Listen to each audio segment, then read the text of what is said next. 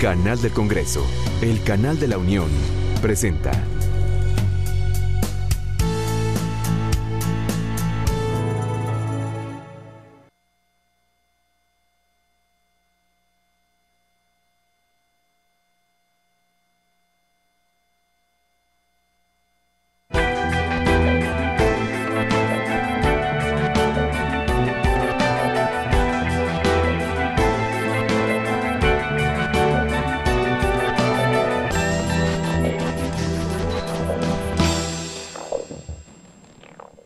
Hola, bienvenidos a Pesos y Contrapesos, el programa de la Auditoría Superior de la Federación y el canal del Congreso. El día de hoy, nuestro programa está enfocado en el Índice de Información Presupuestal Estatal del IMCO. Y para ello tengo el gusto de contar con la presencia de Mariana Campos. Mariana, qué gusto tenerte de regreso. Buenas tardes, Juan. Soy Mariana Campos, coordinadora del Programa de Gasto Público y Transparencia de México Evalúa. Y también nos acompaña Ricardo Corona, abogado general del IMCO. Ricardo, un gusto tenerte en la mesa. Juan, un gusto igualmente. Mariana, ¿por qué nos debemos de preocupar en saber cómo gastan los estados de la República? Juan, me parece que en los últimos años el gasto federalizado sigue creciendo. Actualmente un tercio más o menos del presupuesto federal es realmente ejercido en estos gobiernos locales, por lo cual se vuelve de absoluta importancia, ¿no?, esa cantidad de dinero. Además de que persigue fines muy importantes, el gasto federalizado, recordemos que está asociado con gastos relacionados con la salud, en algunos casos con la educación, también con seguridad pública. Entonces, los fines que persigue y la cantidad de dinero hacen absolutamente importante estudiar el gasto a nivel de Estado. El gasto a nivel de Estado. Ricardo, ¿qué y cómo mide este índice el gasto, la transparencia, la información sobre gasto público? Sí, Juan. Bueno, en un principio en el IMCO lo que buscábamos era evaluar el gasto, la calidad del gasto, pero pues nos dimos cuenta que no había información disponible que nos permitiera saber cómo se estructuraba, cómo se destinaba este gasto público. A partir de eso elaboramos una lista de criterios, mejores prácticas que pues se sustentan en la norma, lo que la ley dice, y a partir de eso es una metodología que, pues, el tiempo, conforme han pasado los años, de estos 7 años que hemos estado evaluando, ha incrementado el número de criterios y nos ha permitido saber más o menos cómo están distribuyéndose los recursos. Y aquí es importante señalar que no se evalúa cómo se gasta, sino primero qué información tenemos disponible. ¿Y por qué han ido evolucionando los criterios? Pues resulta que el primer año que se hizo esta evaluación, ningún estado publicaba básicamente que era deuda pública, el concepto no aparecía. Hoy, estamos hablando de 2008. Y 2014 vemos que algunos estados han comenzado a desglosar las condiciones básicas que cualquier deuda pública en privados y en públicos debe tener, temas como tasas, con qué banco, a qué periodo se contrata. En temas de gasto público, el federalismo nos quedó a deber. Nos salió mal el experimento federalista cuando uno ve cómo gastan o cómo lo que no sabemos de cómo se usa el dinero público en los estados. Yo creo que en un inicio, cuando parte del dinero se descentraliza, recordemos que el ramo 33 se conforma a fines de los 90s. En el sexenio de Ernesto Zedillo. De Ernesto Zedillo, correcto. Se hace, pero de una manera, digamos, que deja a la discrecionalidad el cómo se va a rendir cuentas de este dinero, ¿no? Y yo creo que hay muchos aspectos prácticos de la logística de gastar que no se consideraron, como era en su momento los distintos niveles de rendición de cuentas en los estados, las prácticas contables que había tanto en la federación como en algunos de los estados, que eran diferentes. Hasta el momento estamos en ese camino de armonización, pero en el momento que se descentralizó, pues era completamente distinto. Entonces yo creo que sí hubieron muchos aspectos que no se consideraron para poder rendir cuentas de este gasto, ¿no? Yo quiero decir específicamente algunos que todavía se mantienen. Y me refiero a los fondos del ramo 33. En el caso del FAETA, por ejemplo, son fondos que todavía no tienen... ¿Qué es el FAETA? El FAETA es el Fondo de Aportaciones a la Educación Tecnológica y de Adultos, y este fondo, por ejemplo, todavía no mantiene, por lo menos no tiene públicos criterios, o no los tenía hasta el año pasado, los criterios de asignación práctica. O sea, ¿cómo voy a distribuir mis fondos entre los gobiernos a los que les tengo que dar presupuesto de este concepto? Entonces, esto no permite entender por qué se le da a un estado más, por qué se le da menos. Entonces, muchas de estos problemas... Así es. Desde la federación. Desde la federación. Entonces yo creo que mucho de la discrecionalidad que se siembra viene desde ese diseño. Desde Eso luego, sí da para varias tesis de licenciatura, investigar, tratar de encontrar algún criterio político, electoral o de buen uso de recursos públicos para explicar esa distribución, ¿no? así es, yo creo que definitivamente si estos criterios no son explícitos, desde luego se pueden utilizar los criterios que cada gobernante tenga, ¿no? O que cada presupuestero tenga, y eso es lo que no quisiéramos. Quisiéramos que los criterios sean lo más institucionales posibles y que atiendan las necesidades en la materia de los estados, ¿no? Pasa también que algunos de los fondos que sí tienen criterios, y me voy por ejemplo al tema del FASA y del Seguro Popular, que sí tienen criterios, no hay una nota metodológica que te explique la manera en que fueron aplicados. Ese es un aspecto muy grande que todavía está ahí pendiente en el tema de rendición de cuentas de estos fondos. Entonces vemos que desde la federación empiezan a haber estos problemas de rendición de cuentas que entonces a la hora que llegan a los estados a gastar, y ustedes que son expertos en el tema, se dan cuenta también de que existen otras deficiencias allá.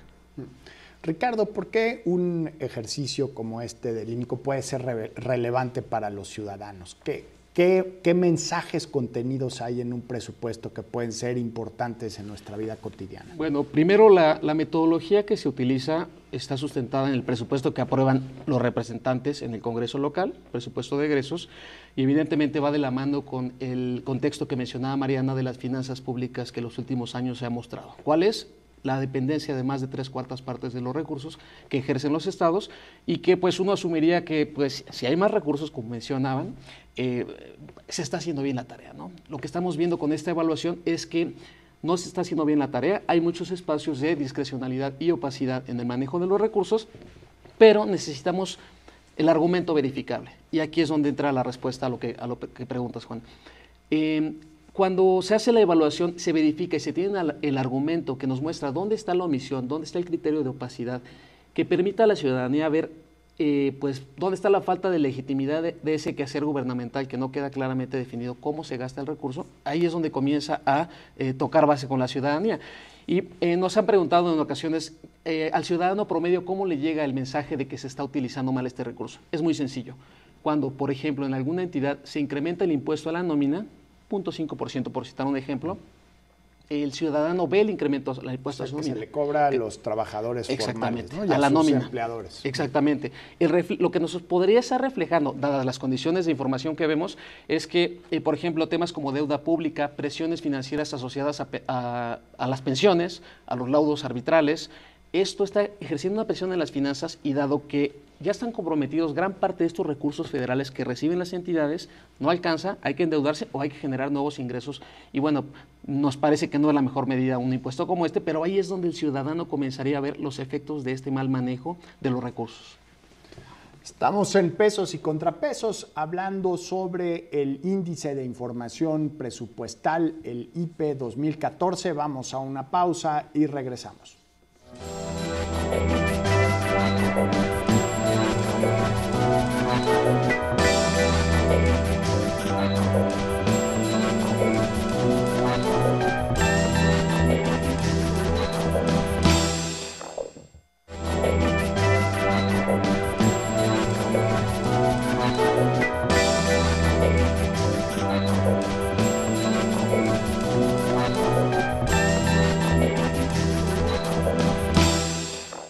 Estamos de vuelta en Pesos y Contrapesos hablando sobre el índice de información presupuestal estatal. Mariana, a veces cuando vemos información sobre lo que ocurre en nuestros estados y municipios, pues francamente uno se deprime sobre la situación de la opacidad del gasto público. Pero si ve uno las cosas en perspectiva, tú sientes como especialista en el tema que hemos mejorado, que ha habido cambios en la manera en que se gasta o por lo menos en que se informa los usos y destinos del gasto público. Juan, yo creo que ha habido pequeños avances. Me parece que los avances, por lo menos en el agregado, han sido marginales y que desafortunadamente todavía no contamos con una política de rendición de cuentas en el tema de gasto y gasto federalizado realmente integral. Entonces vemos algunos pequeños avances. Por ejemplo, quiero hacer referencia a la plataforma del ramo 23. El ramo 23 también es uno de los ramos que destina 60% de su presupuesto al gasto federalizado, del cual estamos platicando hoy. ¿Ahí sí está claro cómo se distribuyen los recursos entre los estados? No, tampoco está claro. De hecho, ahí no está claro nada. Parte de las omisiones y de las deficiencias que he estado comentando ahorita en el programa vienen del ramo 33 y vienen precisamente de carencias y deficiencias en la Ley de Coordinación Fiscal. En el caso del ramo 23 no se encuentra regulado en ninguna ley. Para decirlo llanamente, no tiene identidad jurídica. Entonces, el gasto federalizado se destina a través de varios fondos que no todos tienen lineamientos. Algunos los tienen, pero no todos tienen lineamientos. Para comentarte sobre uno que se llama Programas Regionales, este fondo destinó recursos en 2013 a varias entidades sin conocer los motivos, pues no tiene ni lineamientos, no sabemos ni sus criterios de asignación, y su presupuesto aprobado fue alrededor de 2.800 millones y terminó ejerciendo más de 33,000. En un solo año fue este cambio y desconocemos Y los buena motivos. parte de ese dinero se fue hacia los estados. Sí, todo ese dinero. Es un programa de subsidios, se fue hacia los estados, pero desconocemos totalmente de qué se trata y te comento, tampoco se ha evaluado. Entonces tenemos este tipo de decisiones que realmente no me parece que pueden ser explicadas. Este fondo en específico no está en la plataforma del ramo 23 de la que yo te platicaba. Esta plataforma, en cambio, sí está subiendo información sobre otros fondos del ramo 23. Entonces, es un avance, a pesar de que el fondo no tiene una ley que lo regule, bueno, es un avance tener esta plataforma, ¿no? Pero la plataforma no sube todos los fondos, como fue el caso de programas regionales. Entonces, te digo, los avances los tenemos, pero un pedacito para adelante y quedan otras preguntas pendientes. Entonces, yo creo que todavía no tenemos la política integral que requerimos para realmente estar enterados de en qué se gasta nuestro dinero. Y de los recursos que se envían desde el presupuesto federal a los estados, hay criterios distintos de transparencia y opacidad. Totalmente. O sea, mientras el ramo 33, a pesar de sus deficiencias, tiene fondos que sí están regulados en la Ley de Coordinación Fiscal y que en muchos casos tienen criterios de asignación, en el caso del ramo 23 vemos que no. Entonces, eso no nos parece un contrasentido, es decir, todo dinero público es valioso y no habría por qué tratar a uno con mayor regulación y mayores prácticas de rendición de cuentas que otro, ¿no? Ricardo, con la Ley General de Contabilidad Gubernamental, pues uno pensaría que un ejercicio como este del IMCO pues tendería a volverse redundante porque pues todos deberían tener una contabilidad homogénea. ¿Cuál es tu perspectiva al respecto? Bueno, esto en 2008 se gestó con la finalidad de alinear a todas las entidades a acatar los mismos criterios. O sea, casi cuando nace el Exactamente. índice. De hecho, pues sí, igual. ¿Qué pasa en 2013, 31 de diciembre, que era el término para que las entidades federativas cumplieran con esos criterios? Nadie cumple. ¿Cuál es el mensaje? Pues que se está desacatando la ley. ¿Qué consecuencias tiene? Ninguna. Esa es la perspectiva que tenemos. Entre este pequeño... La propia ley no considera ningún tipo de sanción, amonestación para los estados que no cumplan con los plazos establecidos. No, y jurídicamente se podría interpretar y buscar una línea de responsabilidades, pero hoy por hoy no se ha hecho nada que nos mande el mensaje de consecuencias ante ese incumplimiento de la ley, que es obligatoria para todos los estados y que ya venció. Idealmente un ejercicio como este tendería a, si el país cambia, pues a no ser necesario, ¿no? Así es. De hecho, la idea sería que en un par de años esto ya deje de analizar cuestiones mucho más sustantivas. Me parece, en términos jurídicos y en términos personales, vergonzoso estar pensando en analizar cuánto gana un gobernador o cuánto gana un presidente municipal. Es información básica que en términos de la evolución legislativa que ha tenido México y que la Constitución también regula con principios de ejercicio de gasto público, no se estén acatando estas cuestiones básicas. Y esta falta de armonización no solo es en los presupuestos, también la encontramos, ya hablábamos de los fondos federales, pero en la manera en que se ejercen, incluso en que se auditan los recursos en los estados, hay criterios muy distintos. Así es. A mí me gustaría mencionar algo que a mí me parece muy grave en términos de la armonización contable o las prácticas que hay en el manejo de estos fondos. Algo que se ha documentado y lo ha documentado la Auditoría Superior de la Federación es que en algunos de estos fondos, cuando son transferidos de la Federación a los gobiernos locales, para la Federación ya están ejercidos por haberlos entregado a estos gobiernos. Eso no significa... Mandan la lana y ya lo contabilizan como gastado. Como ejercido. Pero eso no necesariamente sucede en la práctica. posiblemente. Por eso viene fondo. la distorsión entre las estadísticas de Hacienda y las estadísticas de INEGI sobre dinero ejercido por parte del gobierno, ¿no? Así es. Entonces, al no ser ejercido, bueno, el gobierno local muchas veces explica que tuvo algún problema para cumplir con algunas reglas y poder ejercer el recurso. O sea, es decir, pueden haber los pretextos más nobles en los cuales no se ejerció por las cuales no se ejerció ese dinero. Sin embargo, esto se combina de manera muy perversa con otra situación que tiene que ver con la fiscalización. En el caso del órgano auditor superior de la Federación, está sujeto al principio de anualidad su ejercicio de fiscalización. Es decir, nada más puede auditar un año específico y el que le corresponde ese año, ¿no? Entonces, cuando llega a una entidad y ve que ese dinero no está ejercido realmente, el siguiente año ya no puede auditar en qué se ejerció, porque transcribe, digamos, ya no es vigente su facultad. Que es una limitante jurídica que también limita el trabajo y la capacidad de fiscalización de la Auditoría Superior de la Tremendamente, Federación. y en el caso, tremendamente, pero en el caso de los gobiernos locales se vuelve digamos, un aliciente para entonces invitar prácticamente al subejercicio, ¿no? Es decir, no me lo gasto en este año y el siguiente sé que por lo menos al órgano de auditoría superior, que la Auditoría Superior de la Federación puede decirse que tiene las prácticas posiblemente más sólidas en términos de fiscalización, pues bueno, por lo menos a ese ya te lo esquivas, ¿no?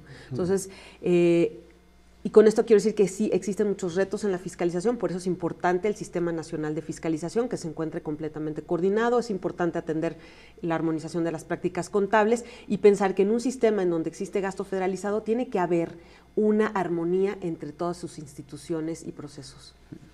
Estamos en pesos y contrapesos con los retos de transparencia y armonización de la manera en que se gasta y se audita el dinero público en México. Vamos a una muy breve pausa y volvemos.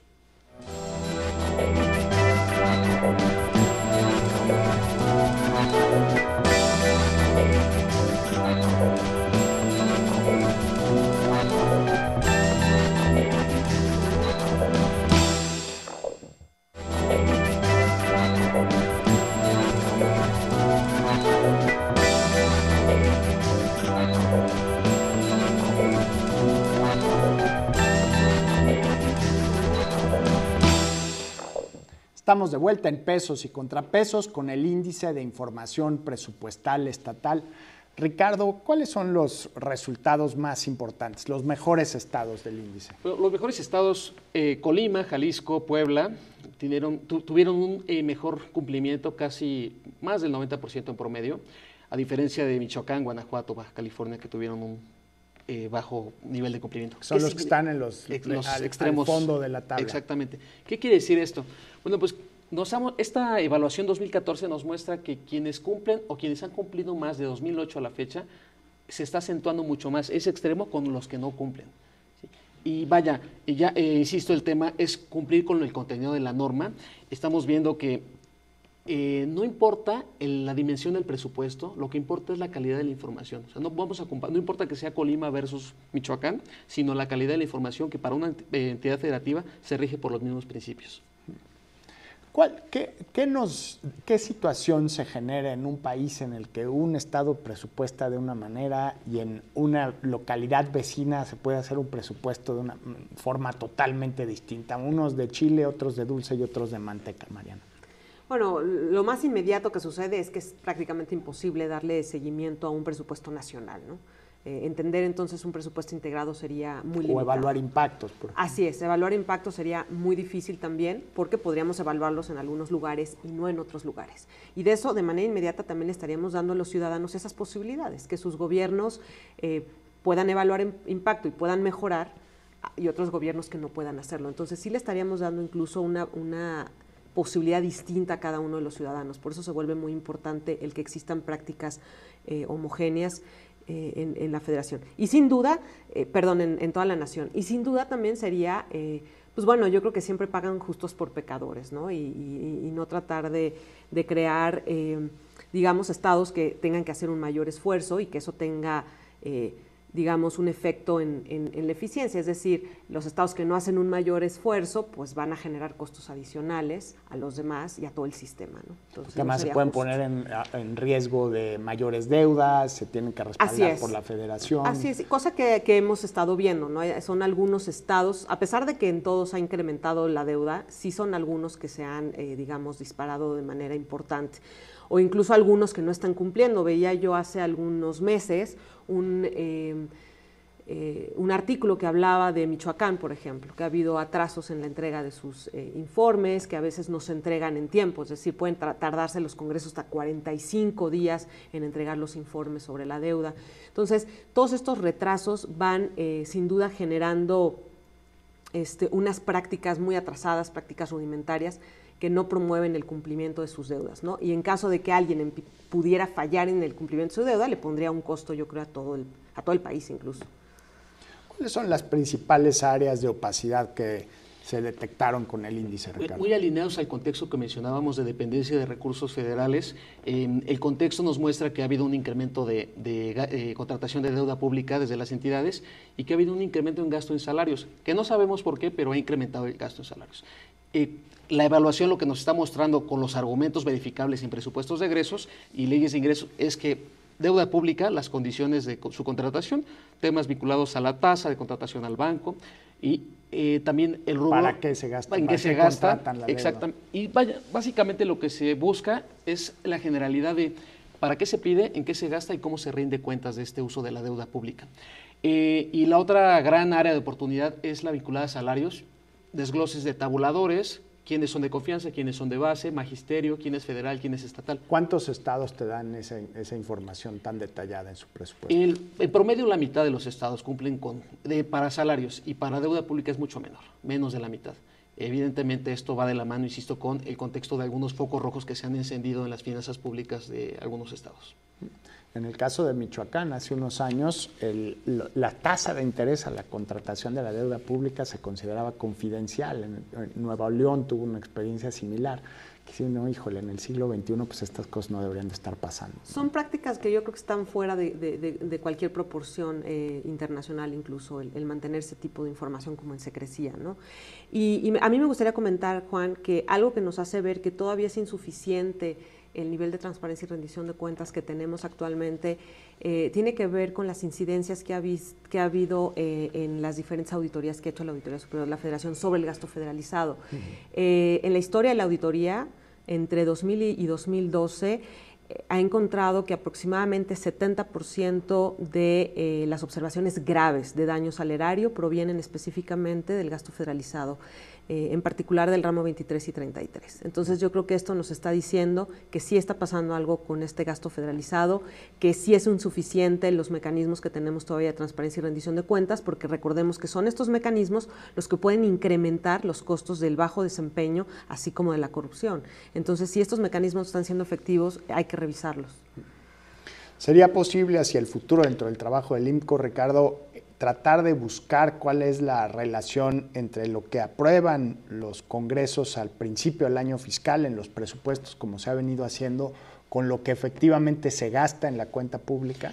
Ese sería el escenario ideal, Juan, que tuviéramos todo el ciclo presupuestal, desde la planeación y presupuestación hasta la revisión de la cuenta pública. Ahorita lo que se ha trabajado los últimos años, desde 2008, es alinear normativamente el contenido de las regulaciones a nivel estatal para la integración del presupuesto y para los criterios de fiscalización. Todavía hay mucha brecha que cubrir de lo que dice esa norma y de lo que realmente se aplica.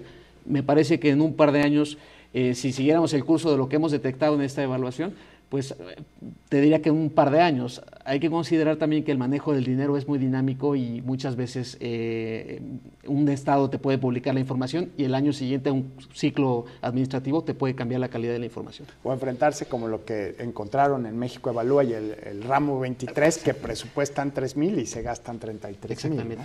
¿No? Sí. Bueno, pues muchísimas gracias, Ricardo Corona, abogado general del IMCO, Mariana Campos, coordinadora de Gasto Público de México Evalúa. Esto fue Pesos y Contrapesos, con los retos de armonizar las cuentas y básicamente las explicaciones que la autoridad le da a los ciudadanos de cómo se utilizan los recursos que entregamos a través de nuestros impuestos. Muchas gracias por habernos acompañado. Lo esperamos en nuestra próxima emisión.